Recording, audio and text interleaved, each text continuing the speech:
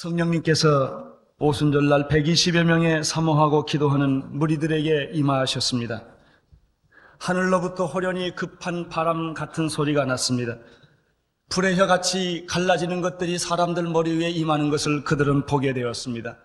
성령님의 움직임은, 성령님의 임하심은 그들의 귀에 들렸고 그들의 눈에 보였습니다. 기도하고 있는 무리들, 사모하고 있는 무리들의 그 집단 속에 성령님은 임재하기 시작을 했습니다.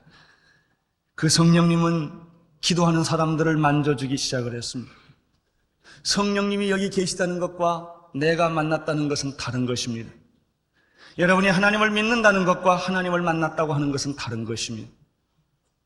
성령님은 거기에 오셨을 뿐만 아니라 불처럼 오시고 바람처럼 오셨을 뿐만 아니라 성령님은 거기에 기도하는 사람들에게 임하시기 시작하신 것입니다. 접촉이 시작이 되었습니다. 부딪히기 시작했습니다. 성령님은 그들을 지배하기 시작했습니다. 운행하셨고 지배하셨고 통치하셨습니다. 그들의 인격 속에 내재하기 시작을 하셨습니다. 충만이라는 말을 썼습니다. 성령 충만이 이루어졌습니다. 그들의 지, 정, 의 모든 인격 속에, 그들의 삶 속에, 그들의 육체 속에, 그들의 생각 속에, 그들의 정신 속에 이 성령님은 충만하게 채워지기 시작을 했습니다. 성령이 임하면, 성령이 충만하게 되면 성령을 따라 말을 하게 됩니다. 다른 방언으로. 성령은 말을 하실 뿐만 아니라 성령은 그때 그 상황 속에서 메시지, 설교를 하시게 되는 것입니다. 얼마나 많은 예배와 설교가 형식, 의식, 제도가 되고 말았습니다. 이것은 사탄의 역사였습니다. 정말 하나님의 설교를, 하나님의 음성을 듣는 귀가 없고 하나님의 말씀을 선포하는 메시지가 없는 것입니다. 정말 교회에 하나님의 음성이 선포되었다면, 메시지가 선포되었다면 우리는 타락할 수가 없는 것입니다. 왜 교회가 타락합니까? 예수 믿는 사람이 타락합니까? 하나님의 음성을 듣지 않았기 때문입니다. 오늘 이 설교 사도행전 사건에서 발견하는 것은 무엇입니까? 참된 설교는 성령님이 하시는 것입니다. 여기서 또 놀라운 사실이 있습니다. 베드로가 한 설교의 내용은 정치나 경제나 철학이나 문학에 대해서 이야기하고 있지 않다는 것입니다. 많은 설교가 세상 얘기를 합니다. 많은 설교가 정치, 철학, 경제를 이야기를 합니다. 물론 그 당시에 그런 얘기를 할 만한 중요한 환경이었음이 분명합니다. 정치적으로 어려웠습니다. 경제적으로 어려웠습니다. 그들은 참 결사대를 만들어서 조국을 찾는 그런 운동도 있는 그런 정치적 상황이었습니다. 그러나 그들의 우선순위는 그런 것이 아니었습니다. 바로 성령님의 사건을 해석하는 것이 그들의 첫 번째 메시지였다고 하는 것입니다. 여러분의 우선순위는 성령님이십니까? 여러분의 정말 중요한 우선순위는 무엇입니까? 나는 오늘 여러분들이 하나님이 중요할 수 있게 되기를 바랍니다. 성령님의 사건이 여러분의 생애에 중요한 사건이 되기를 바랍니다. 구원이 여러분에게 중요한 사건이 되기를 바랍니다. 전도하는 것이 여러분의 최우선순위가 될 수 있게 되기를 바랍니다. 많은 사람들이 전도는 우선순위가 아닙니다. 제일 뒤로 시간 남으면 하는 것입니다. 예배라는 것은 시간 남으면 하는 것이고, 전도도 시간 남으면 하는 것이고, 봉사도 시간 남으면 하는 것입니다. 하나님은 언제나 뒷편에가 있다는 것입니다. 베드로는 일어서서 그가 첫 번째 설교한 것은 자기의 생각을 설교한 것이 아니라 성령님의 말씀에 의해서 성령님의 감동을 받아서 설교한 것이었고, 설교의 주제는 이기적인 자기의 사사로운 얘기가 아니었다는 것입니다.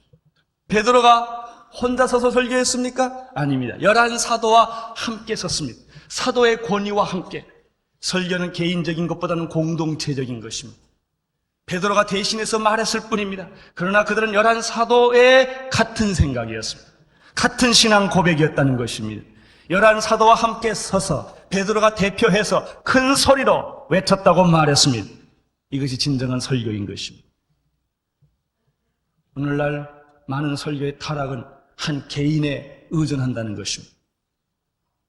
설교는, 진정한 성령의 음성은 한 개인의 것이 아니라 공동체의 것입니다.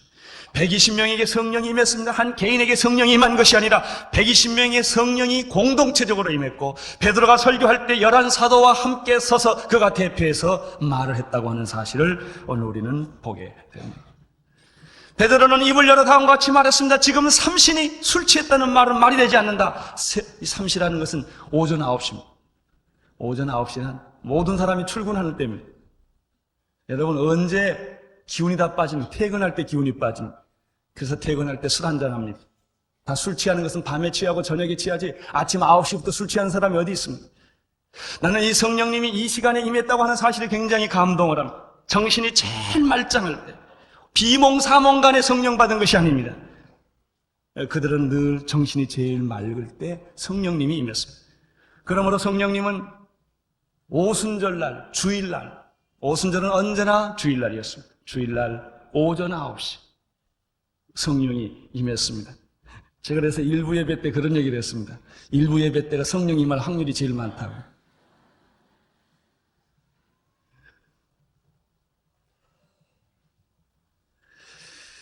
베드로가 성령에 대해서, 이 성령의 사건은 술 취한 사건이 아닙니다. 이 성령의 사건은 우연적 사건이 아닙니다. 이 성령의 사건은 인위적인 사건이 아닙니다. 사랑하는 성도 여러분, 교회의 사건은 인위적인 것이 아닙니다. 몇 사람이 모여서 교회 만드는 것이 아닙니다. 성령님께서 몇 사람을 이용하여 교회를 만드셨을 뿐입니다. 이렇게 모인 것은 인간이 하는 것이 아닙니다. 하나님이 하신 것입니다. 교회의 주인은 하나님이십니다. 그리스도께서 교회의 머리가 되십니다. 우리는 그분의 지체일 뿐입니다. 이것이 교회입니다. 이게 진정한 하나님의 교회인 것입니다. 여러분이 예수 믿게 된 것은 누구 때문에 믿게 된 것이 아닙니다. 하나님이 여러분을 사랑하셨기 때문에 여러분이 예수를 믿게 된 것입니다. 하나님이 여러분을 선택하지 않았더라면 여러분은 구원받을 수가 없습니다. 이 교회가 좋아서, 프로그램이 좋아서 오는 것이 아닙니다. 하나님이 여러분을 사랑하셨기 때문입니다. 하나님이 여러분을 구원하기로 결정하셨기 때문에 우리들이 하나님의 자녀가 된 것입니다. 베드로는 분명히 말했습니다. 성령의 사건은 내가 주장하는 사건도, 우리가 인위적으로 만든 사건도 아니라 그것은 구약의 요엘서에 예언했던 응답이었다. 하나님의 사건이었다. 예, 선지자 요엘이 말씀하신 것인데 17절부터 21절까지 요엘서의 얘기를 지금 여기서 인용하고 있는 것입니다. 이 요엘서에 의하면 성령님은 말세에 오신다고 말했습니다. 하나님이 가라사대 말세에 내가 내 영을, 내 신을, 요엘서는 신이라고 성령님을 보내주시겠다고 말했습니다. 요엘서에서는 그 후에라는 표현을 쓰고 있습니다. 그 후에 내가 내 신을 만민에게 부어주리니. 바로 이 그 후에라는 것은 무엇을 의미합니까? 그것은 약속하신 메시아가 오고 난 후에라는 뜻입니다. 메시아가 오셔서, 구원자 메시아가 이 땅에 하나님이 인간의 몸으로 오셔서 그가 30년을 사시고 3년 동안 공생애를 시작했는데 십자가에 못 박혀 죽으시고 부활하시고 승천하셨습니다. 그 후에 메시아가 그의 사역을 완성한 후에 성령이 임할 것이다. 사도행전적 표현을 빌면 그것을 말세라고 표현을 했습니다. 말세라고 하는 것은 앞으로 올 미래가 아니라 그리스도께서 오심으로부터 시작된 것이 바로 말세였던 것입니다. 즉 때가 찼고 하나님의 나라가 임한 것입니다. 갈라디아서 4장 4절에 의하면 때가 차서 하나님의 그 아들을 보내셨는데 바로 이 말세는 예수와 함께 시작되어서 십자가를 통하여 그 말세의 중심이 이루어지고 주님이 다시 오심으로 이것이 완성되는 것입니다. 바로 이때 예수께서 그의 사역을 다 마치신 후에 말세 때 성령님께서 하나님이 내가 내 영을 너희들에게 부어주리라고 말씀하셨습니다. 성령님이 오시는 것은 하나님의 의도였습니다. 하나님의 구원의 계획이었다는 것입니다. 이 성령님은 오순절날 오전에 9시경에, 그것이 정확하게 몇 시인지 모르지만 바로 그 시간경에 성령님이 오순절날 사모하는 사람들이 모인 다락방에 불처럼 바람처럼 임하셔서 역사하기 시작을 한 것입니다. 두 번째, 이 말씀을 통해서 생각할 것은 17절을 다시 한번 보겠습니다. 하나님이 가라사대 말세에 내가 내 영을 어디에 부어준다고 말했습니까? 모든 육체에게 부어준다고 말했습니다. 요엘서에서는 내가 내 신을 만민에게 부어준다고 말했습니다. 만민은 모든 사람들을 말합니다. 여기에 굉장히 놀라운 메시지가 있습니다. 여러분, 성령님은 누구에게 임하십니까? 어떤 특별한 사람에게 임하는 것이 아니라 육체를 가지고 있는 인간이면 누구든지 모든 사람들에게 다 임하는 것입니다. 성령님의 역사는 다락방으로부터 시작해서 이것이 사마리아와 유대와 땅끝까지 이 성령의 역사는 지금까지 진행되어 왔고, 이 성령의 역사는 한국 땅에 이 복음의 씨앗이 뿌려져서 오늘날 엄청난 이 지상에서 가장 기적이라고 말하는 한국의 이 복음화의 역사가 이루어진 것입니다. 나는 이 복음의 역사들이, 이 성령의 역사들이 이북에까지 갈 것을 믿습니다. 이 성령의 역사들이 철의 장막을 들어갈 뿐만 아니라 모슬렘 세계를 들어갈 뿐만 아니라 전 세계 어느 곳에 안 가는 곳이 없이 이 성령의 역사는 부어질 줄로 믿습니다. 여러분들을 통하여 누가 가서 이 성령의 역사를 전할 것입니까? 누가 가서 이 하나님의 거룩한 역사를 전할 것입니까? 바로 우리들을 통하여, 우리 온누리교회 모든 성도들을 통하여 이제 우리를 하나님은 흩어지게 하셨어. 2,000명, 3,000명이 다 선교사로 가게 하셨어. 10,000명 이상들이 전 세계, 전 한국에 다 뿌려지게 하여 주셔서 남자나 여자나 어린이나 어른이나 종이나 주인이나 흑인이나 백인이나 모든 사람들에게 이 성령의 역사는 전파될 것입니다. 세 번째, 성령이 말세 때 주님이 사역을 마치시고 난 그 후에 일어나는데, 그것은 육체를 가지고 있는 인간이면 누구에게나 이 성령이 다 부어지게 되어 있는데, 성령이 부어지면 어떤 일이 일어납니까?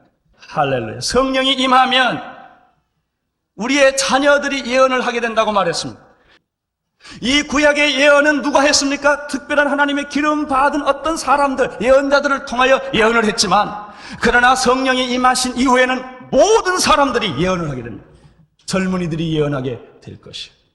사실 그렇습니다. 성령 받고 구원의 확신과 체험 있는 사람들은 자기의 삶의 미래가 알아집니다. 자기의 삶의 미래에 대해서 굉장히 친숙해집니다. 나는 어떻게 살아야 하며 무엇을 위해 살아야 되는지 알게 되는 것입니다.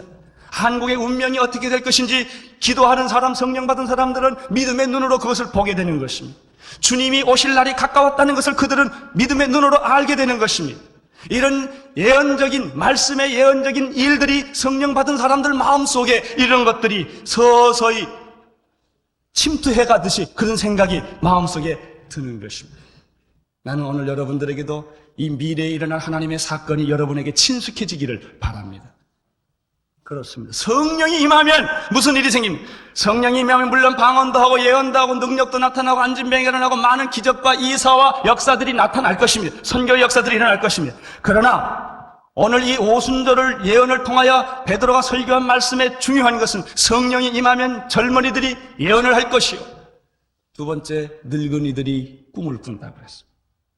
이 늙은이라는 말을 그냥 우리가 생각하는 늙은이 이렇게 할 수 있고, 어른들 이렇게, 여기 보면 젊은이의 상대 개념이니까 그저 어른들이라고 하는 것이 더 좋을지 모르겠네요. 늙은이들은 외롭습니다. 자식이 있고 친척이 있고 돈이 있어도 그 외로움은 숨길 길이 없는 것입니다. 그리고 언젠가는 죽어야 된다고 하는 죽음에 대한 무서운 그 두려운 그림자를 안고 삽니다. 그래서 늙은이들에는 꿈이 없습니다. 그러나 성령이 임하면, 여러분, 성령이 임하면 무슨 일이 생깁니까? 늙은이들이 꿈을 꾼다는 것입니다. 소망을 갖는다는 것입니다. 기대감을 갖는다는 것입니다. 이것이 성령의 특징입니다. 나는 우리 온누리교회의 어르신들이, 늙은이들이 꿈을 갖고 용기를 갖고 비전을 가지고 눈이 새하지 아니하고 신앙의 모험을 다시 시작할 수 있는 축복이 있게 되기를 바랍니다. 나는 우리 교회 온누리교회 어르신들의 모임이 살아 움직이기를 바랍니다. 무슨 친교회 이거 하지 마시고 선교회를 만드십시오. 선교 여행을 떠나십시오. 여러분의 경험과 여러분의 지혜와 여러분의 모든 것을 이제 후배들에게 다 나누어 주십시오. 기도하십시오. 여러분들이 움직여서 여러분이 할 일들이 얼마나 많은지 모릅니다. 이건 단순한 무슨 노인대학이니 이런 게 아니라 정말 하나님을 위하여 여러분의 꿈을 가지고 일할 수 있는 것이 바로 성령의 역사입니다. 늙은이들이 꿈을 꿀 것이요. 그 다음에 17절에 뭐라고 그랬습니까? 젊은이들이 뭐라고 그랬습니까? 환상을 보래라. 근데 요즘은 젊은이들이 늙은이만큼 꿈이 없어요. 요즘 젊은이들을 보십시오. 여러분, 구름대처럼 몰려다니는 수많은 세상의 젊은이들을 보십시오. 그들의 눈은 공태눈깔 같대요. 비전이 없어요. 젊은이의 특징은 무엇입니까? 환상을 갖는 것입니다. 내가 가난하고 손해보고 없고 무지하다 할지라도 꿈을 하나 가지고 살아가는 것이 젊은이가 아닙니까? 성령이 임하면 젊은이들이 환상을 본다고 말했습니다. 바로 성령을 받은 자들에게는 바로 노인네들에게 꿈이 있고 젊은이들이 환상을 본다고 말했습니다. 한 사람도 예외 없이 여러분들이 정말 사모하고 어린아이처럼 간절히 사모하면 예외 없이 성격과 상관없이 성령은 임하시는 것입니다. 왜 안 받습니까? 왜 주저하십니까? 지금 사모하십시오. 성령님이 지금 여러분의 마음에 임하도록 사모하십시오. 왜 누구는 하나님의 음성을 듣고 누구는 못 듣습니까? 왜 누구는 방언하고 누구는 못합니까? 왜 누구는 성령님을 체험하고 누구는 안 해야 합니까? 다 할 수 있습니다. 누구든지 주의 이름을 부르는 자는 구원을 얻으리라. 성령님은 모든 육체에게, 모든 사람들에게, 종들에게까지 임한다고 말씀하셨습니다. 사모하십시오. 우리는 세상에서 너무나 상식적으로, 합리적으로, 이성적으로 살도록 훈련이 되어 있었습니다. 하나님이 어찌 우리 인간의 이성에 제한될 수 있는 분이겠습니까? 하나님이 어찌 우리의 상식과 경험에 제한될 수 있는 분이겠습니까? 하나님이 어찌 우리의 인간의 지식에 제한될 수 있는 분이라고 생각하십니까? 하나님은, 만약 하나님이라면 그것보다 뛰어넘으셔야. 내가 하나님을 이해하는 것이 아닙니다. 하나님이 나로 하여금 이해하게 하시는 것입니다. 하나님을 제한하지 마. 하나님은 하늘로 기적과 이사와 땅의 기적과 이사를 베푼다고 말씀하셨습니다. 그분은 불과 피와 연기로 임하시는 것입니다. 마지막 재앙 때 피가 있었습니다. 제사를 할 때 피가 있었습니다. 여러분, 하나님이 임재하실 때 불로 임하십니다. 출애굽기 19장에 보면 하나님이 모세에게 말씀을 주실 때 옹기점에 불같이 나타났다고 말했습니다. 하나님이 임재하는 그곳에는 연기가 났다고 말했습니다. 그렇습니다. 20절을 보시면은 주의 크고 영화로운 날이 이르기 전에 해가 변하여 어두워지고 달이 변하여 피가 되리라. 이 세상에는 앞으로 이런 많은 변화와 역사들이 일어나게 될 것입니다. 그러나 두려워하지 마십시오. 하나님은 성령님을 통하여 오늘 이 역사 속에 나타나시고 누구든지 주의 이름을 부르는 자에게는 구원을 베풀어 주시는 것입니다. 교회는 하나님의 사건이 있어야 합니다. 성령의 역사가 있어야 합니다. 기적과 능력이 나타나야 하는 것입니다. 구원받는 자가 나타나며 세례받는 자가 나타나며 귀신이 나가며 병이 나며 이런 하나님의 초자연적인 역사들이 오늘 우리가 살고 있는 이 구체적인 삶의 현실 속에 있는 것입니다. 누구든지 주의 이름을 부르는 자는 구원을 얻으리라. 베드로는 요엘서의 말씀을 가지고 이렇게 설교한 것입니다. 기도하겠습니다.